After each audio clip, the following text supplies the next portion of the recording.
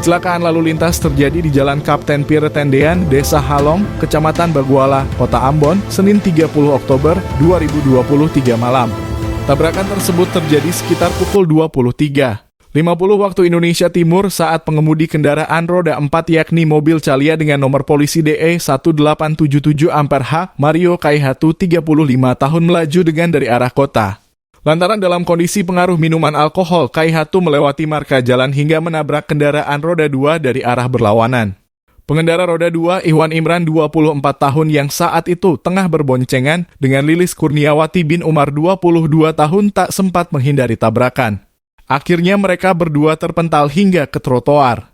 Hal itu dibeberkan Kasih Humas Polresta Pulau Ambon dan Pulau-Pulau Lis, Ibda Jana Teluhukai dalam keterangan yang diterima tribunambon.com Selasa 31 Oktober 2023. Kejadian bermula ketika pengendara roda 2 dengan boncengannya bergerak dari arah IGD Lantamal hendak menuju ke arah kota Ambon. Setibanya di TKP sebuah kendaraan roda 4 dari arah berlawanan keluar jalur sehingga menabrak pengendara roda 2 tersebut, ungkapnya. Luhukai membeberkan bahwa pengemudi mobil dalam kondisi mabuk.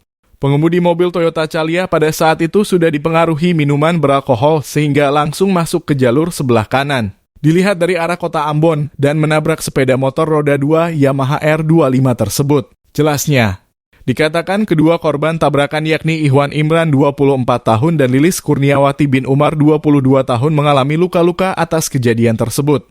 Mereka kini tengah dirawat di Rumah Sakit Bayangkara. Kedua korban mengalami luka-luka sehingga langsung dilarikan ke RSTNI AL Kota Ambon untuk mendapatkan perawatan medis, namun beberapa saat kembali dirujuk ke RS Bayangkara Kota Ambon untuk mendapatkan perawatan medis selanjutnya. Tutup Luhukai.